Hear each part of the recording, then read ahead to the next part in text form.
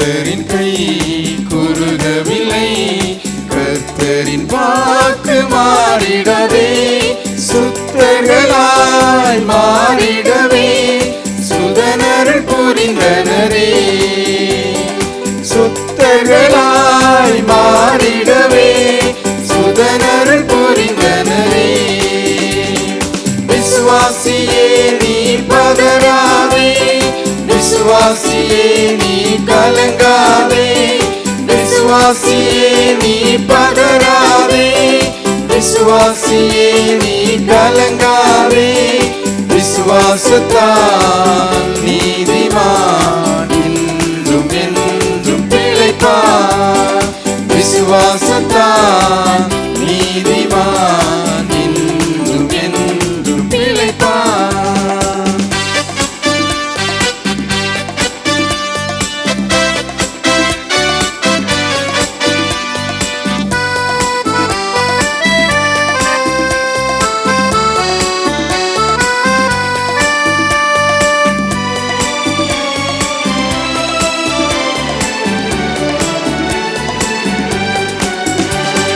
பரிசுத்த ஆவியானவரே பரிசுத்த பாதையில் நடத்திடுவார். கிருபையிலே வளர்ந்திடுவோம், வரங்களை நாடிடுவோம். கிருபையிலே வளர்ந்திடுவோம், வரங்களை நாடிடுவோம்.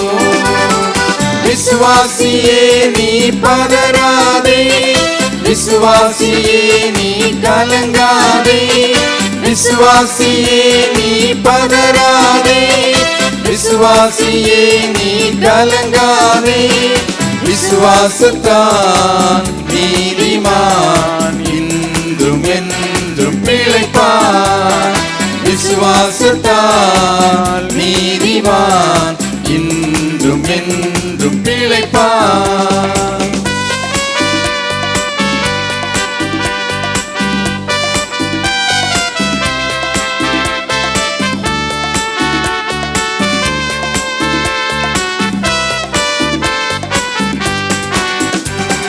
திருச்சபையே கிரியை செய்வார், திவ்ய அன்பு பெருகிடுவார். தலைமுறையாய் தலைமுறையாய் கழித்திட அருள் புரிவார். தலைமுறையாய் தலைமுறையாய் கழித்திட அருள் புரிவார். விசுவாசியே நீ பதறாதே, விசுவாசியே நீ கலங்காதே, விசுவாசியே நீ பதறாதே, விசுவாசியே நீ கலங்காதே. விசுவாசத்தால் நீதிமான் என்றும் என்றும் பிழைப்பான்.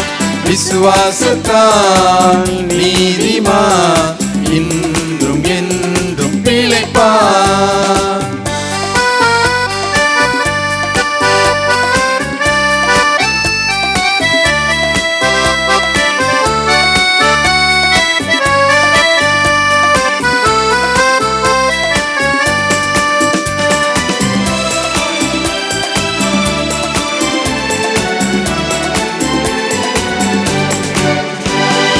மேகம் போன்ற வாக்குத்தத்தம் சூழ நின்று காத்திருக்க, விசுவாசத்தால் உரிமை கொள்வார், விரைந்து முன்னேறிடுவார். விசுவாசத்தால் உரிமை கொள்வார், விரைந்து முன்னேறிடுவார். விசுவாசியே நீ பதறாதே, விசுவாசியே நீ கலங்காதே, விசுவாசியே நீ பதறாதே, விசுவாசியே நீ கலங்காதே. விசுவாசத்தால் நீதிமான் என்றும் என்றும் பிழைப்பான். விசுவாசத்தால் நீதிமான் என்றும் என்றும் பிழைப்பான். கர்த்தராகிய இயேசு கிறிஸ்துவின் இனிய நாமத்திலே உங்கள் யாவருக்கும் எங்களுடைய அன்பான வாழ்த்துக்களை கூறிக்கொள்கிறோம். காணொளி காட்சி மூலமாக, ஹெவன் டிவி மூலமாக வாரந்தோறும் கர்த்தருடைய செய்திகளை கேட்கிற காண்கிற எல்லா தேவ பிள்ளைகளையும் நாங்கள் கர்த்தருக்குள் வாழ்த்துகிறோம். கர்த்தர் உங்கள் அனைவரையும் ஆசீர்வதிப்பாராக. கர்த்தருக்கே மகிமை உண்டாகட்டும். கண்களை மூடி நாம் ஜெபிப்போம். சர்வ வல்லமையுள்ள எங்கள் தேவனாகிய கர்த்தாவே, நன்றியோடு கர்த்தருடைய நாமத்தை நாங்கள் மகிமைப்படுத்துகிறோம். இந்த வேளையை கர்த்தருடைய ஆவியானவர் வழிநடத்துகிறீர். உமக்கே மகிமை உண்டாகட்டும். உம்முடைய வார்த்தைகளை கேட்கிற அருமையான தேவ பிள்ளைகள் அனைவரையும் சுகத்தோடு பலத்தோடு ஆரோக்கியத்தோடு ஆசீர்வாதத்தோடு காத்து கொள்ளும்படியாய் உம்மிடத்தில் வேண்டிக் கொள்கிறோம். கர்த்தருக்கே மகிமை உண்டாகட்டும். துதி கன மகிமையெல்லாம் உமக்கே ஏறெடுக்கிறோம். இயேசு கிறிஸ்துவின் மூலமாய் வேண்டிக் கொள்கிறோம் பரிசுத்த பிதாவே, ஆமென். கர்த்தருடைய நாமத்துக்கு மகிமை உண்டாகட்டும். யோவான் சுவிசேஷம் 20ஆம் அதிகாரம் 26, 27, 29 வரைக்கும் வாசிங்க. மறுபடியும் 8 நாளைக்கு பின்பு அவருடைய சீஷர்கள் வீட்டுக்குள்ளே இருந்தார்கள். தோமாவும் அவர்களுடனே கூட இருந்தான். கதவுகள் பூட்டப்பட்டிருந்தது. அப்பொழுது இயேசு வந்து நடுவே நின்று, உங்களுக்கு சமாதானம் என்றார். பின்பு அவர் தோமாவை நோக்கி, நீ உன் விரலை இங்கே நீட்டி என் கைகளை பார், உன் கையை நீட்டி என் விலாவிலே போடு, அவிசுவாசியா இராமல் விசுவாசியா இரு என்றார். தோமா அவருக்கு பிரதித்திரமாக, என் ஆண்டவரே, என் தேவனே என்றான். அதற்கு இயேசு, தோமாவே, நீ என்னை கண்டதினாலே விசுவாசித்தாய், காணாதிருந்து விசுவாசிக்கிறவர்கள் பாக்கியவான்கள் என்றார். கர்த்தருக்கு மகிமை உண்டாவதாக. ஆண்டவராகிய இயேசு கிறிஸ்து உயிர்த்தெழுந்த பின்பு 8வது நாள், 8 நாளைக்கு பின்பு நடந்த சம்பவத்தை நாம் வாசித்தோம். உயிர்த்தெழுந்த அன்று மாலை சீஷர்கள் ஒன்றாக கூடியிருந்த வேளையிலே பூட்டியிருந்த அந்த அறையில் ஆண்டவராகிய இயேசு கிறிஸ்து, உயிர்த்தெழுந்த இயேசு அவர்கள் நடுவே வந்து நின்று, உங்களுக்கு சமாதானம் என்றார். இப்படி சொல்லி ஆண்டவராகிய இயேசு தமது கைகளையும் விலாவையும் அவர்களுக்கு காண்பித்தார். அவர்கள் உயிர்த்தெழுந்த இயேசுவை கண்டு மிகவும் சந்தோஷப்பட்டார்கள். கர்த்தர் அவர்களுக்கு மீண்டும் உங்களுக்கு சமாதானம் உண்டாகட்டும் என்று சொல்லி அவர்கள் மீது ஊதி பரிசுத்த ஆவியை பெற்றுக்கொள்ளுங்கள் என்றார். இங்கே கூடியிருந்த சீஷர்களிலே தோமா அப்பொழுது இல்லை. கர்த்தரை இவர்கள் கண்ட அந்த காட்சியை தோமாவிடத்தில் சொல்லுறாங்க. கர்த்தரை கண்டோம், நாங்கள் கர்த்தரை கண்டோம் என்று சொன்னபோது தோமா அதை நம்பலை. அப்போ அதுக்கு தோமா என்ன சொல்லுவான்? 25வது வசனம். மற்ற சீஷர்கள் கர்த்தரை கண்டோம் என்று அவனுடனே சொன்னார்கள். கர்த்தரை கண்டோம் என்று எல்லா சீஷர்களும் தோமாவிடத்திலே சொன்னார்கள். அதற்கு தோமா என்ன சொல்லுகிறான்? அவருடைய கைகளில் ஆணைகளால் உண்டான காயத்தை நான் கண்டு அந்த காயத்திலே என் விரலை இட்டு என் கையை அவருடைய விலாவிலே போட்டால் ஒழிய நான் விசுவாசிக்க மாட்டேன். எல்லாரும் கர்த்தரை நேருக்கு நேர் கண்டாங்க.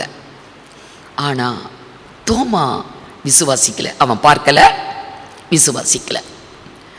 அவன் சொன்னான், கர்த்தருடைய கரத்திலே கையிலே ஆணிகளால் உண்டான அந்த காயத்தை நான் பார்த்து அந்த காயத்துக்குள் என் விரலை இட்டு பார்ப்பேன், விலாவிலே என் கையை விட்டு பார்ப்பேன், அதுக்கு பிறகுதான் நான் விசுவாசிப்பேன் இவர் இயேசு கிறிஸ்து உயிர் தெழுந்து விட்டார் என்று நான் இயேசுவை விசுவாசிப்பேன் என்று சொன்னான். இப்படி அவன் சொல்லி 8 நாளைக்கு பின்பு எல்லா சீஷர்களும் கூடியிருக்கிற ஒரு இடம், தோமாவும் அங்கே இருக்கிறான். இப்போ இயேசு மறுபடியும் அவர்கள் நடுவே வந்து நின்று, உங்களுக்கு சமாதானம் என்று சொன்னார். சொல்லிவிட்டு தோமாவை நோக்கி பார்த்து கர்த்தர் சொன்னார். 27வது வசனம்.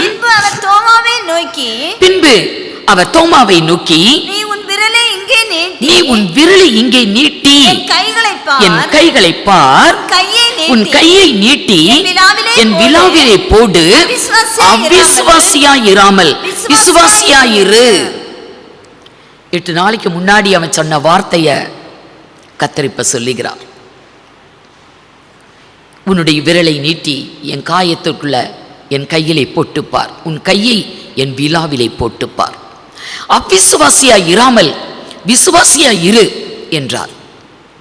உடனே தோமா, ஆண்டவரே, என் தேவனே என்று சொன்னான்.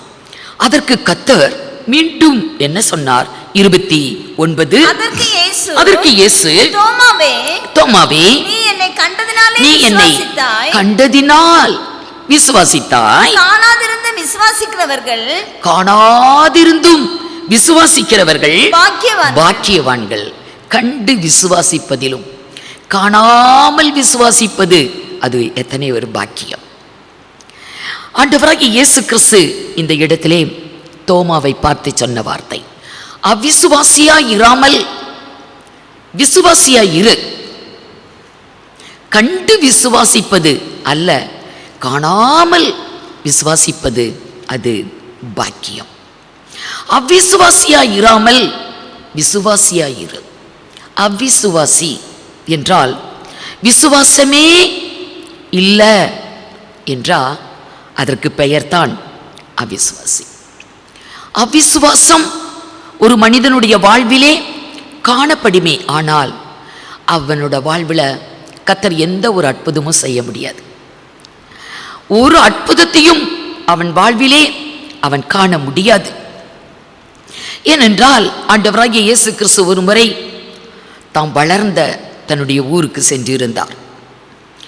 அங்கே சென்றிருந்தப்போ இயேசுவை பார்த்து மரியாளோட குமாரன், யோசேப்புட குமாரன், அவங்க சகோதரங்கள்லாம் நம்மக்கிட்ட இருக்கிறாங்க என்று தான் ஏற்றுக்கொண்டாங்க. தேவனால் அனுப்பப்பட்டவர் என்று அவர்கள் நம்பல, தேவகுமாரன் என்று ஏற்றுக்கொள்ளல.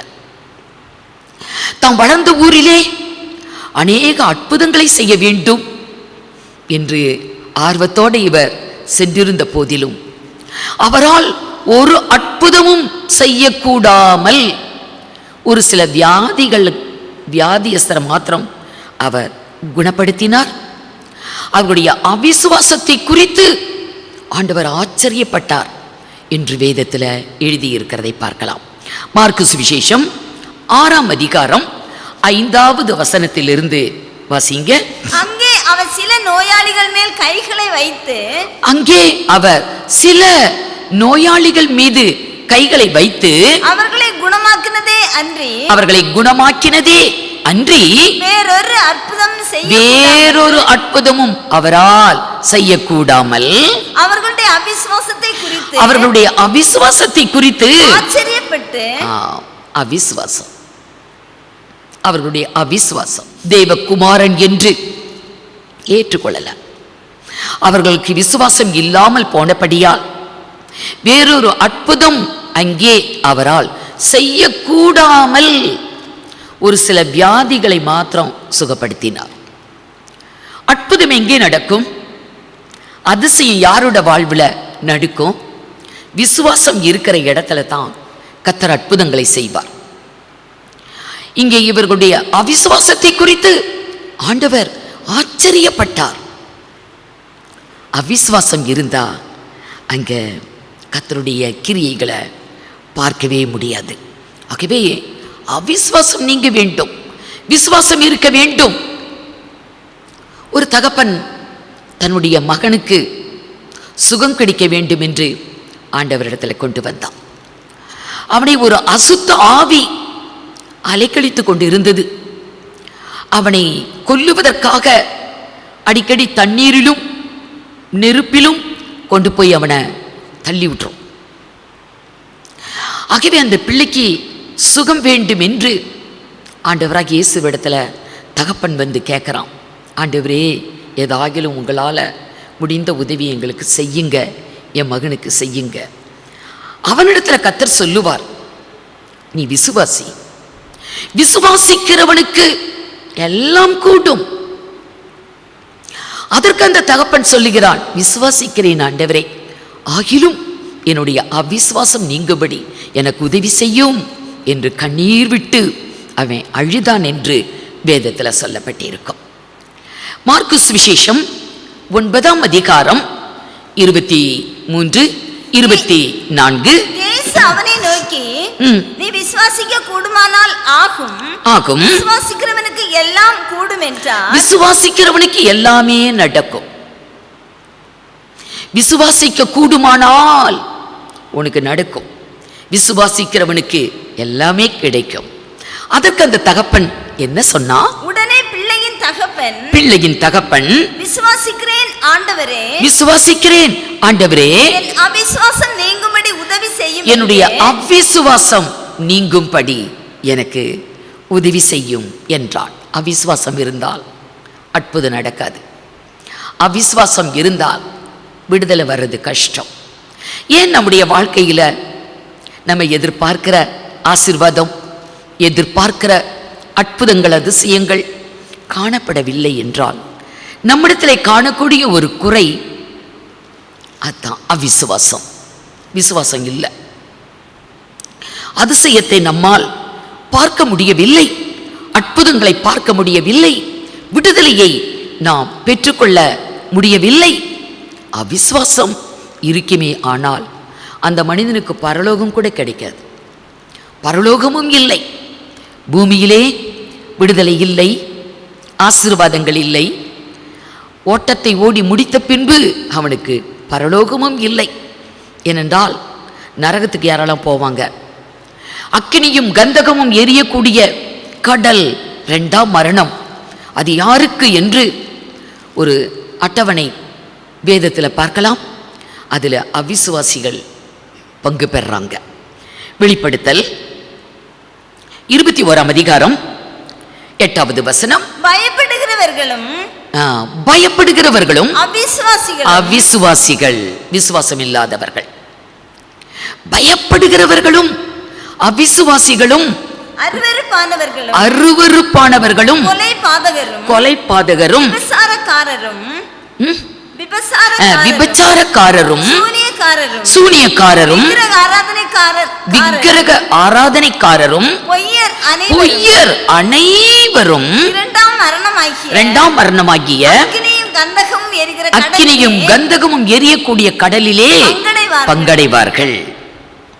அக்கினியும் கந்தகமும் எரியக்கூடிய கடல் 2ஆம் மரணம். யாருக்கு? இங்க ஒரு கூட்டத்துக்கே போட்டிருக்குது. அதுல அவிசுவாசிகள் இருக்கிறாங்க. அவிசுவாசம். நாம் கர்த்தருடைய பிள்ளைகள், கிறிஸ்தவர்கள், தேவனுடைய ஜனம், ரட்சிப்பை பெற்றுக்கொண்டவர்கள், சபை மக்கள் என்றெல்லாம் சொல்லிக் கொண்டிருக்கலாம். ஆனால் விசுவாசமே இல்லை என்றால் அவங்களுடைய வாழ்க்கையில் கர்த்தருடைய அற்புதத்தை காண்பது அரிது.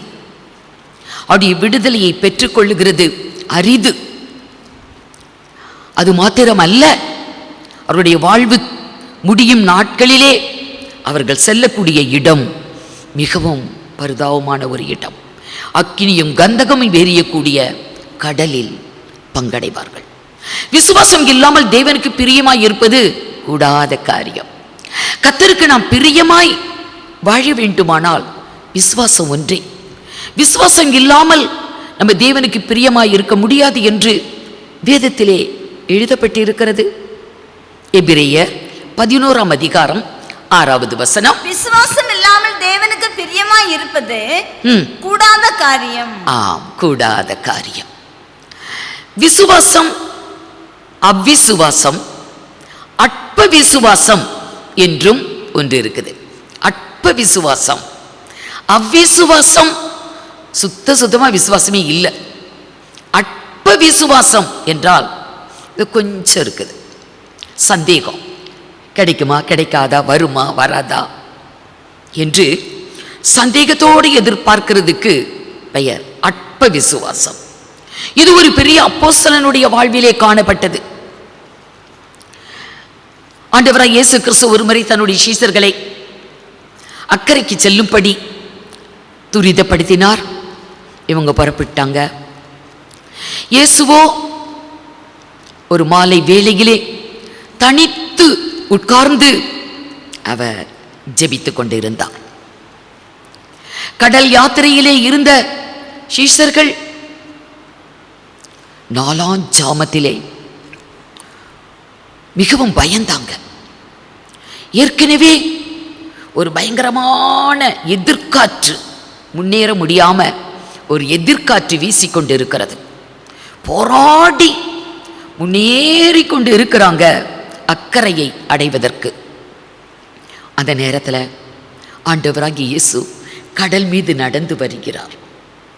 இருட்டுக்குள்ள வெள்ளை ட்ரெஸ் போட்டுக்கிட்டு ஒருவர் கடல் மீது நடந்து வருகிறதை பார்த்து இவர்கள் ஆவேசம் என்று அலறினாங்க. அப்ப இயேசு சொன்னார், பயப்படாதிருங்க, நான் தான். அப்ப பேதுரு கேட்டான், நீரே ஆனால் நானும் உம்மை போல கடல் மீது நடந்து வர கட்டளையிடும் என்றான். நடந்து வா என்று கர்த்தர் சொல்ல படவிலிருந்து காலை எடுத்து வைத்து அவன் 2 ஸ்டெப்பு நடந்துட்டான். கடல் மீது அவன் நடந்தான். மத்தேயு சுவிசேஷம் 14ஆம் அதிகாரம் ஒரு 29 வாசிங்க பார்க்கலாம். அதற்கு அவர் வா என்றார். வா என்றார். அப்பொழுது பேதுரு படவை விட்டு இறங்கி படவிலிருந்து இறங்கி இயேசுவினிடத்தில் போக ஜலத்தின் மேல் நடந்தான். ஜலத்தின் மீது அவன் நடந்தான். வாசிங்க. காற்று பலமாய் இருக்கிறதை கண்டு, எதிர்காற்று இப்பொழுது அது பலத்த காற்றாய் மாறியது. எதிர்காற்று மிகவும் பலமாய் வீச ஆரம்பித்த உடனே இவன் நினைக்கிறான், வாசிங்க, காற்று பலமாய் இருக்கிறதை கண்டு, காற்று பலமாய் இருக்கிறதை அவன் கண்டு பயந்து அமிழ்ந்து போகையில், பயந்ததும் அப்படியே கடலுக்குள்ள மூழ்க ஆரம்பிச்சிட்டான். அமிழ்ந்து போகையில், ஆண்டவரே என்னை ரட்சியும், ஆண்டவரே என்னை ரட்சியும் என்று சத்தம் போட்டான். உடனே கர்த்தர் தம்முடைய கரத்தை நீட்டி அவனை பிடித்து தூக்கி எடுத்து, அற்ப விசுவாசியே, நீ ஏன் சந்தேகப்பட்டாய் என்று கேட்டார். 31. உடனே இயேசு கையை நீட்டி அவனை பிடித்து அற்ப விசுவாசியே ஏன் சந்தேகப்பட்டாய். அப்ப சந்தேகப்பட்டா அந்த விசுவாசத்துக்கு பெயர் அற்ப விசுவாசம், அற்பமான ஒரு விசுவாசம். சந்தேகப்படும் போது அந்த மனிதன் எதையுமே பெற்றுக்கொள்ள முடியாது. சந்தேகப்படுகிறவன் கர்த்தரிடத்தில் கேட்டு எதையுமே அவன் பெற்றுக்கொள்ள முடியாது என்று வேதத்தில் நம்ம பார்க்கலாம். யாக்கோபு 1ஆம் அதிகாரம் 6வது வசனத்திலிருந்து பாருங்க. ஆனாலும் அவன் எவ்வளவாகிலும் சந்தேகப்படாமல் விசுவாசத்தோட கேட்க கடவன். சந்தேகப்படுகிறவன் காற்றினால் அடிபட்டு அலைகிற கடலின் அலைக்கு ஒப்பாய் இருக்கிறான். சந்தேகப்படுகிறவன் காற்றினால் அடிபட்டு அலைகிற கடலில் அலைக்கு அவன் ஒப்பாய் இருக்கிறான். அவன் அப்படிப்பட்ட மனிதன் தான் கர்த்தரிடத்தில் எதையாகிலும் பெறலாம் என்று நினையாதிருப்பானாக. இருமனம் உள்ளவன் தன் வழிகளில் எல்லாம் நிலையற்றவனாய் இருக்கிறான். சந்தேகம், கிடைக்குமா கிடைக்காதா, நம்ம பெற்றுக்கொள்ள முடியுமா முடியாதா என்று சந்தேகப்படுகிறவர்கள் அற்ப விசுவாசிகள். 2 மனசு, கிடைக்குமா கிடைக்காதா. இருமனம் உள்ளவன் தன் வழிகளில் எல்லாம் நிலையற்றவன். சந்தேகப்படுகிறவன் காற்றினால் அலைசடிப்படக்கூடிய கடல் அலைக்கு அவன் ஒப்பாயிருக்கிறான். அவன் எதையுமே பெற்றுக்கொள்ள முடியாது. சந்தேகப்படாம விசுவாசத்தோடு கர்த்தரிடத்தில் ஒன்றை கேட்டால் ஆண்டவர் சீசர்களுக்கு சொன்னார், இந்த அத்தி மரத்துக்கு நீங்கள் செய்ததையும் செய்ய முடியும், மலையை பார்த்து நீ பெயர்ந்து போய் என்றால் அது கூட பெயர்ந்து போகும், சந்தேகப்படாம நீங்க சொன்னீங்கன்னா நடக்கும் என்று கர்த்தர் சொல்லுவார். மத்தேயு சுவிசேஷம் 21 அதிகாரம் 21, 22. இயேசு அவர்களை நோக்கி, நீங்கள் சந்தேகப்படாமல் விசுவாசம் உள்ளவர்களாய் இருந்தால் இந்த அத்திமரத்திற்கு செய்ததை நீங்கள் செய்வதும் அல்லாமல் இந்த மலையை பார்த்து பெயர்ந்து சமுத்திரத்திலே தள்ளுண்டு போ என்று சொன்னாலும் அது அப்படியே ஆகும் என்று உங்களுக்கு சொல்லுகிறேன் என்றார். போதும், மலையை பார்த்து பெயர்ந்து சமுத்திரத்தில் தள்ளுண்டு போ என்றால் அது கூட நடக்கும், ஆனா சந்தேகப்படக்கூடாது அப்படின்னு சொன்னார். சந்தேகப்படுகிறது அது ஒரு அற்ப விசுவாசம். ஆகவே விசுவாசத்தில் அவ்விசுவாசம் என்றும் அற்ப விசுவாசம் என்று ஒன்று இருக்குது. தோமாவை பார்த்து கர்த்தர் சொன்னாரு, நீ அவ்விசுவாசியாய் இராமல் நீ விசுவாசியாயிரு. கண்டு விசுவாசிப்பதை காட்டிலும் காணாமல் நீ விசுவாசித்தா நீ பாக்கியவான் என்று தோமாவிடத்தில் கர்த்தர் சொல்லுகிறதை பார்க்கிறோம். விசுவாசம், நாம் விசுவாசிகள் என்று பெயர் வைத்துக் கொண்டிருந்தும் நமக்குள்ளே விசுவாசம் இராவிட்டால் அது எத்தனை நிர்பாக்கியம். விசுவாசம் என்றால் என்ன? எபிரேயர் 11 அதிகாரம் 1 வசனத்துல விசுவாசம் என்றால் அது என்ன என்று சொல்லப்பட்டிருக்கும். விசுவாசமானது நம்பப்படுகிறவைகளின் உறுதி. நம்ம நம்புறோமா, அதை உறுதியா நம்பணும், அதுக்கு பேரு தான் விசுவாசம். விசுவாசம் நம்பப்படுகிறவைகளின் உறுதியும் காணப்படாதவைகளின் நிச்சயம். காணல, கண்ணுல பார்க்கல, ஆனாலும் நிச்சயமா அதை நம்புனா காணப்படாதவைகளின் நிச்சயம், இதுக்கு பெயர்தான் விசுவாசம். நம்பிக்கையின் உறுதி, காணப்படாதவைகளின் நிச்சயம், அதுக்கு பேர் தான் விசுவாசம். இந்த விசுவாசம் ஆபிரகாமுக்குள்ள இருந்தது, அதனாலதான் விசுவாசிகளுக்கெல்லாம் அவன் தகப்பனானான். இப்படிப்பட்ட ஒரு விசுவாசம் ஆபிரகாமுக்குள்ளே காணப்பட்டது. அவன் தேவனை விசுவாசித்தான். தேவனை எப்படி விசுவாசித்தான்? அவன் விசுவாசித்த தேவன் எப்படிப்பட்டவர்? ரோமருக்கு எழுதின நிருபம் 4 அதிகாரம் 7 வசனம் 17. அநேக ஜாதிகளுக்கு உன்னை தகப்பனாக ஏற்படுத்தினேன் என்று எழுதியிருக்கிறபடி அவன் தாம் விசுவாசித்தவருமாய் மரித்தோரை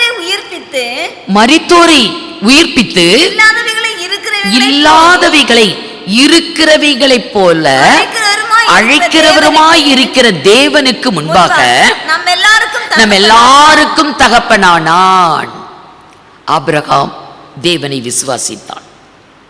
அந்த தேவன் மரித்தோரை உயிர்ப்பிக்கிறவர், இல்லாதவைகளை இருக்கிறவைகளைப் போல அழைக்கிற தேவன். அப்படிப்பட்ட தேவனுக்கு முன்பாக நம்ம எல்லாருக்கும் தகப்பனானான். அவன் விசுவாசித்த தேவன். நம்முடைய தேவன் யார்? மரித்தோரை உயிர்ப்பிக்கிறவர், இல்லாதவைகளை இருக்கிறவைகளைப் போல அழைக்கிற தேவன். ஆம், நம்முடைய தேவன் இல்லாதவைகளை இருக்கிறவைகளைப் போல அழைக்கிற தேவன். உதாரணமா எடுத்துக்கொள்வோமானால், இந்த வேத புத்தகத்தின் முதல் புத்தகம், முதல் அதிகாரம், இது சிருஷ்டிப்பின் அதிகாரம். ஆண்டவராகிய தேவன் உலகத்தை சிருஷ்டிக்கிறார். வானத்தையும் பூமியையும், வானத்தின் சத்துவங்கள், பூமியின் சத்துவங்கள், எல்லா சிருஷ்டிப்பையும் உண்டு பண்ணக்கூடிய ஒரு அதிகாரம்தான் ஆதியாகமம் முதல் அதிகாரம். வானத்திலே சூரியன், சந்திர நட்சத்திரங்கள், பூமியிலே செடி கொடி தாவரங்கள், காட்டு மிருகங்கள், நாட்டு மிருகங்கள், நீர்வாழ் ஜந்துக்கள் ஆகாயத்து பட்சிகள், மனிதன், எல்லாவற்றையும் அவர் சிருஷித்தார். எல்லாவற்றையும் சிருஷித்து அவனை பிளஸ் பண்றார். நீ பலிகி பெருகி பூமியை நிரப்புங்க என்று வரை ஆசிர்வதித்தார் என்று சொல்லப்பட்டிருக்கும். 2ஆம் அதிகாரம், ஆதியாகமம் 2ஆம் அதிகாரம் 5வது வசனம். நிலத்தினுடைய சகலவித செடிகளும் பூமியின் மேல் இன்னும் உண்டாகவில்லை. தேவன் படைத்த எல்லா விதமான வகையான தாவரங்கள், செடி கொடிகள் இன்னும் பூமியிலே உண்டாகவில்லை. நிலத்தினுடைய சகலவித பூண்டுகளும் இன்னும் முளைக்கவில்லை. ஏனெனில் தேவனாகிய கர்த்தர் பூமியின் மேல் இன்னும் மழையை பெய்ய பண்ணவில்லை. முதலாம் அதிகாரத்தில் என்ன போட்டிருக்குது? எல்லாத்தையும் அவர் படைத்தார், அதை பார்த்தார், நன்றாய் இருக்கிறது, நல்லா இருக்குது என்று அதை மெச்சிக்கொண்டார். கர்த்தர் படைத்ததெல்லாம் பார்த்து நன்றாய் இருக்கிறது, நல்லது என்று கண்டார். இதெல்லாம் நல்லது என்று கண்டார். ஆனால் 2ஆம் அதிகாரத்திலே இன்னும் ஒன்றும் உண்டாக்கப்படவில்லை, முளைத்து எழும்பல. தேவன் கட்டளையிட்டு விட்டார், எல்லாம் முளைக்க கடவுது என்று எல்லாத்தையும் அவர் கட்டளையிட்டார். மழை பெய்யாத படியினால் இன்னும் மழையை தேவன் கட்டளையிடவில்லை. ஆகவே இன்னும் எந்த ஒரு மரம், செடி, கொடி, புல், பூண்டு, தாவரங்கள் ஒன்றுமே முளைக்கவில்லை. அது மட்டும் அல்ல, அடுத்த பகுதி, கர்த்தர் பூமியின் மேல் இன்னும் மழையை பெய்ய பண்ணவில்லை. இல்லை, நிலத்தை பண்படுத்த மனுஷனும் இருந்ததில்லை, மனிதனும் இல்லை. நிலத்தை பண்படுத்துவதற்கு இன்னும் மனிதனும் சிருஷ்டிக்கப்படவில்லை. அப்ப 1ஆம் அதிகாரம் தேவன் இல்லாதவைகளை இருக்கிறவைகளைப் போல அழைக்கிறவர். இல்லாதவைகள் அவர் எல்லாம் படைச்சிட்டாரு, ஆனா இருக்கிறவைகளைப் போல நன்றாய் இருக்கிறது, இது நல்லது, இது நல்லது, இது நல்லது என்று அவர் எல்லாத்தையும் சொன்னார். இல்லாதவைகளை இருக்கிறவைகளைப் போல அழைக்கிற தேவன், அந்த தேவனை தான் ஆபிரகாம் விசுவாசித்தான். மரித்தோரை உயிர்ப்பிக்கிறவரும் இல்லாதவைகளை இருக்கிறவைகளைப் போல அழைக்கிறவருமாகிய தேவனுக்கு முன்பாக நம்ம எல்லாருக்கும் அவன் தகப்பனானான். அந்த விசுவாசம் தான் ஆபிரகாமுக்குள்ள இருந்தது. வானத்தின் நட்சத்திரங்களை பார், கடற்கரை மணலை பார், இதை போல திரள் கூட்ட ஜனத்தை உனக்கு நான் கொடுப்பேன் என்று உடனே அவன் விசுவாசித்தான். இல்லாதவைகளை இருக்கிறவைகளைப் போல அழைக்கிற தேவனை அவன் விசுவாசித்தான். ஆகவே எனக்கு அது கிடைச்சிருச்சு, கர்த்தர் கொடுத்து விட்டார். அவனுக்கு குழந்தைகள் இல்லை, பிள்ளைகள் இல்லை. ஆனால் கர்த்தர் வானத்தின் நட்சத்திரத்தைப் போல, கடற்கரையில் உள்ள எண்ணிருந்த மணலைப் போல உனக்கு ஜனங்கள் பிறப்பார்கள், உன்னை பெருகவே பெருக பண்ணுவேன், ஆசிர்வதிக்கவே ஆசிர்வதிப்பேன். அப்படியே அவன் அதை விசுவாசித்தான். விசுவாசித்து விசுவாசத்திலே வல்லவனானான் என்று வேதத்தில் சொல்லப்பட்டிருக்கிறது. இன்னும் கிடைக்கல, கண்ணில் பார்க்கல, ஆனால் அதை விசுவாசிக்கிறான். ரோமருக்கு எழுதின நிருபம் 4ஆம் அதிகாரம் 20-21. தேவனுடைய வாக்குத்தத்தத்தை குறித்து அவன் அவிசுவாசமாய் சந்தேகப்படாமல், கர்த்தருடைய வாக்குத்தத்தத்தின் பேரில் அவனுக்கு சந்தேகமே இல்லை. சந்தேகம் இருந்தா அதுக்கு பேர் அற்ப விசுவாசம். அவன் நம்பாம போயிருந்தா, வாக்குத்தத்தத்தை நம்பாவிட்டால் அது அவிசுவாசம். இது ரெண்டுமே ஆபிரகாமுக்குள் இல்லை. அவிசுவாசம் இல்லை, அற்ப விசுவாசம் இல்லை. அவன் ஒரு விசுவாசி. கர்த்தருடைய வாக்குத்தத்தத்தை அவன் விசுவாசித்தான். வாசிங்க 20-21. தேவனுடைய வாக்குத்தத்தத்தை குறித்து அவன் அவிசுவாசமாய் சந்தேகப்படாமல் தேவன் வாக்குத்தத்தம் பண்ணினதை நிறைவேற்ற வல்லவராய் இருக்கிறார் என்று முழு நிச்சயத்தோடு நம்பி தேவனை மகிமைப்படுத்தினார். அதுக்கு பேர் தான் விசுவாசம். விசுவாசத்தில் வல்லவனானான். தேவனுக்குள் இருந்த தன்மை, அது ஆபிரகாமுக்குள்ள வருது. ஆபிரகாமும் அப்படியே விசுவாசித்தான். அவனுக்கு தேவனுடைய வாக்குத்தத்தத்தின் பேர்ல எந்த ஒரு சந்தேகம் வரல. உன்னை ஆசீர்வதிக்கவே ஆசீர்வதிப்பேன், உன்னை பெருகவே பெருக பண்ணுவேன் என்று தேவனுடைய வார்த்தை. அதை விசுவாசித்தான். முழு நிச்சயத்தோடு நம்பி விசுவாசித்து அவன் விசுவாசத்திலே வல்லவனானான். தேவனை மகிமைப்படுத்தி கொண்டிருந்தான்.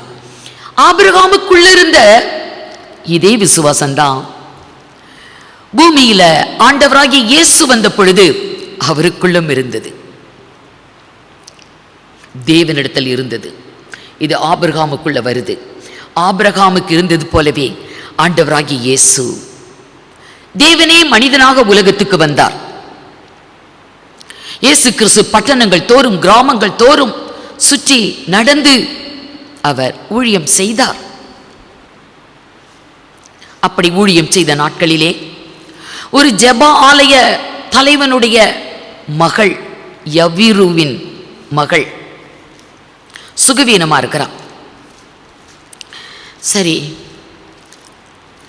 இயேசுவிடத்துல வந்து விஷயத்தை சொல்லி அவரை கூட்டிட்டு போகலாம் என்று அவன் வருகிறான். கர்த்தரிடத்துல வந்து, என் மகளுக்கு இப்படி சுகம் இல்லை, நீங்க வாங்க என்று கூப்பிடக்கு முன்னாடியே செய்தி வருது, பிள்ளை மரித்து போய்விட்டாள், போதகரை வருத்தப்படுத்த வேண்டாம் என்று செய்தி வந்தது. ஆனால் இயேசு சொன்னார், நீ விசுவாசம் உள்ளவனாயிரு, தைரியமாயிரு என்று சொல்லி தன்னுடைய 3 சீஷர்களையும் அழைத்து கொண்டு எவரி வீட்டுக்கு போறாரு. அங்கே போனால் பிள்ளை மரித்து விட்டது, அதனுடைய உயிர் அதற்குள்ள இல்லை. எல்லாரும் அழுது புலம்புறாங்க. ஆனால் ஆண்டவராக இயேசு கிறிஸ்து அந்த வீட்டுக்குள்ள போன உடனேயே இல்லாதவைகளை இருக்கிறவைகளைப் போல அழைக்கிற தேவன், பிள்ளையின் உயிர் பிள்ளைக்குள் தான் இருக்கிறது என்று சொன்னார். மார்க்கு சுவிசேஷம் 5ஆம் அதிகாரம் 38 பாருங்க. ஜெப ஆலய தலைவனுடைய வீட்டிலே வந்து சந்தடியையும் மிகவும் அழுது புலம்புகிறவர்களையும் கண்டு பிரவேசித்து நீங்கள் சந்தடி பண்ணி அழுகிறது என்ன? நீங்கள் அழுகிறது என்ன? பிள்ளை மரிக்கவில்லை, நித்திரையா இருக்கிறாள் என்றார். பிள்ளை உறங்கிட்டு இருக்குது, பிள்ளை மரிக்கவில்லை, பிள்ளை நித்திரையா இருக்கிறது. அதற்காக அவரை பார்த்து நகைத்தார்கள். எல்லாரும் நகைக்கிறாங்க, பரியாசமா சிரிக்கிறாங்க. செத்துப்போன பிள்ளையை பார்த்து, பிள்ளையின் உயிர் அதுக்குள்ள இருக்குது, அது நித்திரை பண்ணிக்கிட்டு இருக்குது, உறங்கி கொண்டு இருக்கிறது என்று அவர் சொன்ன போது ஏளனமா சிரிச்சாங்க. ஆகவே அவர்கள் அந்த வார்த்தையை விசுவாசிக்கவில்லை. அவர்களை எல்லாம் வெளியே அனுப்பிட்டு பிள்ளையின் பெற்றோரையும் தன்னுடன் வந்த சீசர்களை மாத்திரம் உள்ளுக்கு வைத்து அவங்களெல்லாம் வெளியே அனுப்பி கதவை பூட்டியாச்சு. இப்போ கர்த்தர் அந்த பிள்ளையை பார்த்து பேசுகிறார். வாசிங்க. எல்லாரையும் அவர் வெளியே போக பண்ணி பிள்ளையின் தகப்பனையும் தாயையும் வந்தவர்களையும் அழைத்து கொண்டு இருந்த இடத்தில் பிரவேசித்து கையை பிடித்து தலிதாகுமி என்றார். அதற்கு சிறு பெண்ணே எழுந்திரு என்று சொல்லுகிறேன் என்று அர்த்தமாம். பிள்ளையை பார்த்து, பிள்ளை பக்கமாய் திரும்பி பிள்ளையை பார்த்து, தலிதாகுமி, சிறு பெண்ணே எழுந்திரு என்று அர்த்தம். உன்னை பிள்ளை எழும்பிச்சு, இதுக்கு ஆகாரம் கொடுத்து பிள்ளைய பலப்படுத்துங்க என்று அவர் சொன்னார். இல்லாதவைகளை இருக்கிறவைகளை போல அழைக்கிற தேவன், இல்லை ஆனா இருக்குது என்று அழைக்கிற தேவன், அது ஆபிரகாமுக்குள் கிறிஸ்து இயேசுவுக்குள் வருகிறது. அப்போஸ்தலர்களுக்குள்ளும் அதே விசுவாசம் தான். அதுக்கு பிறகுதான் விசுவாசம். அப்போஸ்தலர்களுக்குள்ளும் விசுவாசித்தேன் ஆகையால் பேசினேன் என்று வேதத்தில் எழுதி இருக்கிறபடி நாங்கள் விசுவாசத்தின் ஆவியை உடையவர்களாய் நாங்கள் பேசுகிறோம் என்று அப்போஸ்தலனாகிய பவுல் கொரிந்து சபைக்கு எழுதுகிறதை பார்க்கலாம். 2 கொரிந்தியர் 4ஆம் அதிகாரம் 13வது வசனம். விசுவாசித்தேன் ஆகையால் பேசினேன் என்று எழுதியிருக்கிறபடி நாங்களும் அந்த விசுவாசத்தின் ஆவியை உடையவர்களாய் இருந்து விசுவாசித்தபடியால் பேசுகிறோம். விசுவாசத்துல பேசுறாங்க, விசுவாசத்திலே பேசுகிறார்கள். விசுவாசித்தேன் ஆகையால் பேசினேன் என்று வேதத்திலே சங்கீத புஸ்தகத்துல எழுதப்பட்டிருக்கும் இந்த வாக்கியம். அந்த வாக்கியத்தின் படியே நாங்க விசுவாசித்தோம். விசுவாசத்தின் ஆவியை உடையவர்களாய் இருந்து நாங்க விசுவாசிக்கிறபடியால் பேசுகிறோம்.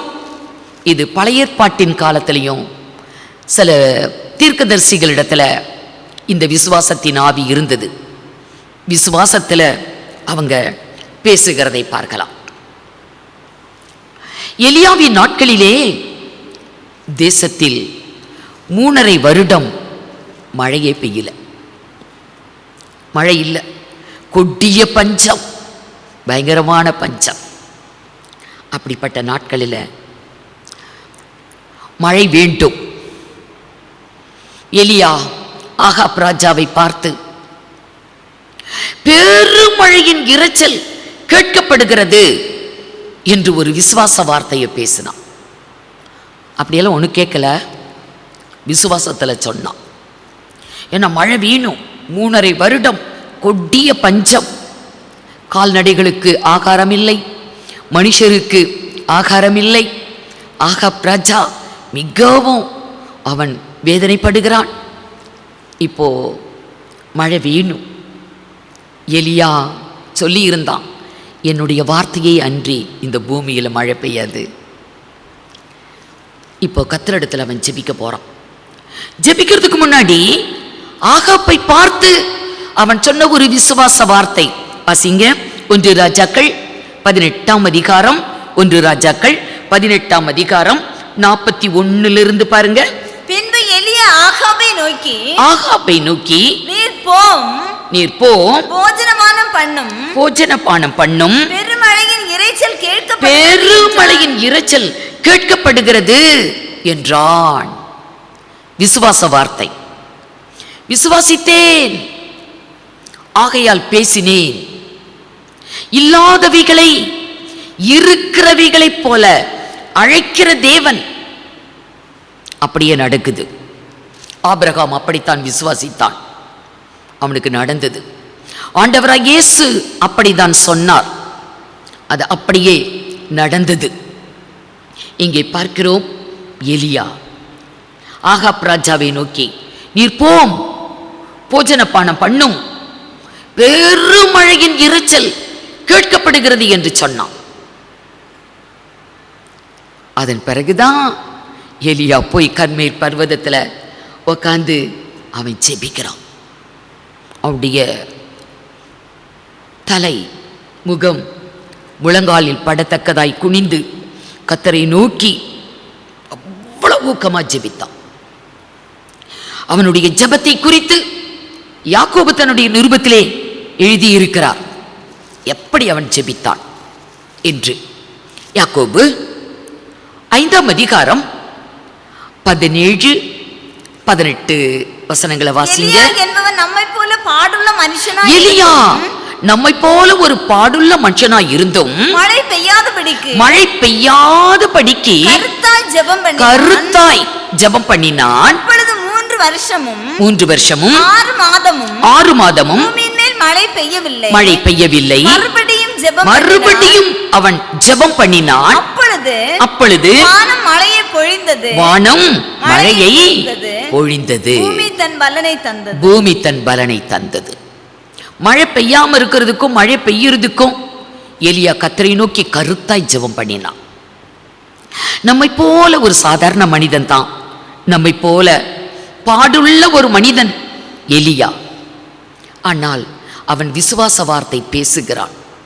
விசுவாச வார்த்தையை பேசினான். பெருமழையின் இரைச்சல் கேட்கப்படுகிறது. இவன் ஊக்கமா ஜெபிக்கிறான், கருத்தோடு ஜெபித்தான்.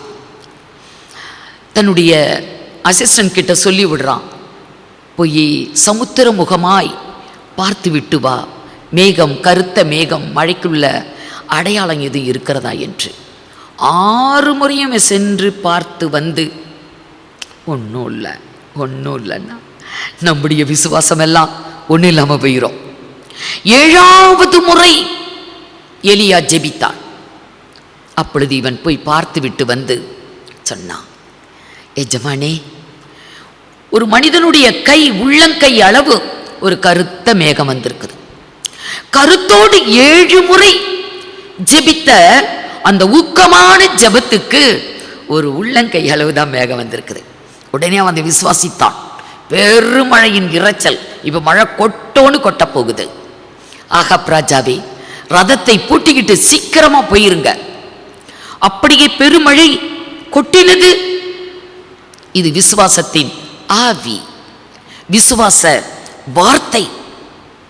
ஆகவே தான் விசுவாசம், அவிசுவாசம், அற்ப விசுவாசம், விசுவாசம். விசுவாசம் தோமாவை பார்த்து கர்த்தர் சொன்னாரு, நீ அவிசுவாசியாய் இராமல் விசுவாசியாய் இரு. வாசிங்க யோவான் சுவிசேஷம் 20ஆம் அதிகாரம் 27, 28, 29. பின்பு அவர் தோமாவை நோக்கி நீ உன் விரலை இங்கே நீட்டி என் கைகளை பார், கையை நீட்டி என் விலாவிலே போடு. அவிசுவாசியாய் இராமல் நீ விசுவாசியாய் இரு. அவிசுவாசியாய் இராமல் விசுவாசியாய் இரு. நம்மில் அநேகர் அப்படிதான் காணப்படுறோம். அப்போஸ்தலனாகிய பவுல் சொல்லுவார், கொரிந்து சபைக்கு அவர் எழுதும் போது, நாங்கள் தரிசித்து நடவாமல் நாங்கள் விசுவாசித்து நடக்கிறோம். கண்ணில் பார்த்து நாங்கள் நம்புறது அல்ல, தரிசித்து நடவாமல் நாங்கள் விசுவாசித்து நடக்கிறோம் என்று பவுல் சொன்னான். ஆகவே தான் அவிசுவாசியாய் இராமல் நீ விசுவாசியாய் இரு என்று ஆண்டவராகிய இயேசு தோமா கிட்ட சொன்னார். தோமா என்ற அப்போஸ்தலன், அந்த பரிசுத்தவான், நம்முடைய தேசத்தில் வந்து அவருடைய கடைசி நாட்களிலே ஊழியம் செய்து அநேக இடங்களில் சென்று, நம்முடைய தமிழ்நாட்டில் தான் அவருடைய ஜீவனை பிரிந்தது. இங்கிருந்து தான் அவர் நித்தியத்துக்கு சென்றார். தோமா நம்முடைய கன்னியாகுமரி டிஸ்ட்ரிக்டில் கூட அவர் வந்து ஊழியம் செய்து ஒரு சிறு ஆலயத்தை கட்டினது இன்று வரைக்கும் ஜனங்கள் சென்று அதை காணக்கூடிய ஒரு ஸ்தலமாக காணப்படுகிறது. சென்னையிலே அவர் செயின்ட் தாமஸ் மவுண்ட் என்ற ஒரு மலை, அந்த அவருடைய பெயரில் அந்த இடத்துல தான் இரத்த சாட்சியானார். ஆகவே நாம் எவ்வளோ விசுவாசியா நம்ம காணப்படணும். அந்த தோமாவிடத்துல தான் ஆண்டவர் சொன்னார், அவிசுவாசியா இராமல் நீ விசுவாசியா இரு என்று. ஆம், நாம் தேவனோட பிள்ளைங்க, கர்த்தரை விசுவாசிப்பவர்கள், நாம் விசுவாசத்தோடு காணப்பட வேண்டும். விசுவாசம் இல்லாமல் தேவனுக்கு பிரியமாய் இருப்பது கூடாத காரியம் என்று நாம் வேதத்திலே வாசித்தோம். எபிரேயர் 11ஆம் அதிகாரம் 6வது வசனம். விசுவாசம் இல்லாமல் தேவனுக்கு பிரியமாய் இருப்பது, விசுவாசம் இல்லாமல் தேவனுக்கு பிரியமாய் இருப்பது கூடாத காரியம். அது முடியாத காரியம். நம்ம தேவனுக்கு பிரியமா காணப்படவே முடியாது. நம்மிடத்துல விசுவாசம் இருந்தால் மட்டுமே நம்ம தேவனுக்கு பிரியமா இருக்க முடியும். விசுவாசம் இல்ல, ஆண்டவராகிய இயேசுவையே விசுவாசிக்கல, அவர் நமக்கு வைத்து போன ரட்சிப்பை விசுவாசிக்கவில்லை, அவர் நமக்கு எழுதி கொடுத்த சத்தியத்தை விசுவாசிக்கவில்லை, அப்படின்னா நம்ம ஆண்டவருக்கு பிரியமா இருக்கவே முடியாது. விசுவாசம் இல்லாமல் தேவனுக்கு பிரியமா இருப்பது கூடாத காரியம். வாசிங்க, தொடர்ந்து வாசிங்க. எபிரேயர் 11:6. விசுவாசம் இல்லாமல் தேவனுக்கு பிரியமாய் இருப்பது கூடாத காரியம். ஏனென்றால் தேவனிடத்திலே சேருகிறவன் அவர் அவர் உண்டென்றும் அவர் தம்மை தேடுகிறவர்களுக்கு அவர் தம்மை தேடுகிறவர்களுக்கு பலன் அளிக்கிறவர் என்றும் விசுவாசிக்க வேண்டும். விசுவாசம் இல்லாமல் தேவனுக்கு பிரியமாய் இருப்பது கூடாத காரியம். தேவன் ஒருவர் உண்டு, அவரை தேடுகிறவர்களுக்கு அவர் பலன் அளிக்கிறவர் என்று விசுவாசிக்க வேண்டுமா? இன்றைக்கு நமக்குள்ள அப்படிப்பட்ட விசுவாசம் இருக்குதா? அந்த பிள்ளையின் தகப்பனிடத்திலே ஆண்டவராகிய இயேசு என்ன சொன்னார்? விசுவாசிக்கிறவனுக்கு எல்லாம் கூடும், நீ விசுவாசித்தால் உனக்கு நடக்கும். விசுவாசத்தால் எல்லாமே கூடும், விசுவாசத்தினாலே எல்லாம் நடக்கும். இந்த நேரத்தில் இந்த வார்த்தையை கேட்கிற அருமையான சகோதர சகோதரிகளே, நம்மை நாமே சோதித்து பார்க்க கடமைப்பட்டு இருக்கிறோம். எனக்குள்ள விசுவாசம் இருக்குதா? அவிசுவாசம் இருக்குதா? அல்ல அற்ப விசுவாசம் இருக்குதா? 3ல் 1 இருந்தாகணும், கட்டாயம் இருக்கும். ஆனால் அவிசுவாசியாய் இருந்தால் 2ஆம் மரணம், அக்கினி கடல். அற்ப விசுவாசம் இருந்தாலும் அதுதான் பங்கு.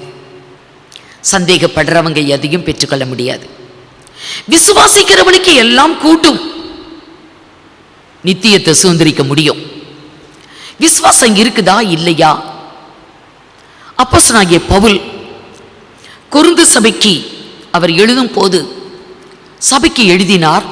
2 கொரிந்தியர் 13ஆம் அதிகாரம் 5வது வசனத்துல, நீங்கள் விசுவாசம் உள்ளவர்களோ என்று உங்களை நீங்களே சோதித்து அறியுங்கள். உங்களுக்குள்ள விசுவாசம் இருக்குதா இல்லையா அப்படின்னு நீங்களே சோதித்து பாருங்கன்னு சொன்னார். எனக்குள்ள விசுவாசம் இருக்கா இல்லையா என்பதை நான் தான் சோதித்து பார்க்க வேண்டும். அப்படியே நம்மில் ஒவ்வொருவரும் எனக்குள்ள விசுவாசம் இருக்குதா இல்லையா என்று உங்களை நீங்களே சோதித்து பாருங்கள். ஆம், அது ரொம்ப அவசியம். அப்படி நம்ம தெரிஞ்சுக்கிட்டாதான், நம்மை பற்றி தெரிந்து கொண்டால்தான் நம்முடைய முடிவை பற்றி நாம் அறிந்து கொள்ள முடியும். ஆகவே இந்த வேளையில் நம்மை சிந்தித்து பார்ப்போம், ஆராய்ந்து பார்ப்போம். விசுவாசம் இருக்குதா? இல்லை அவிசுவாசியாக காணப்படுறோமா? இல்லை சந்தேகப்படக்கூடிய அற்ப விசுவாசிகளா காணப்படுறோமா? நம்மை நாமே ஆராய்ந்து பார்ப்போமா?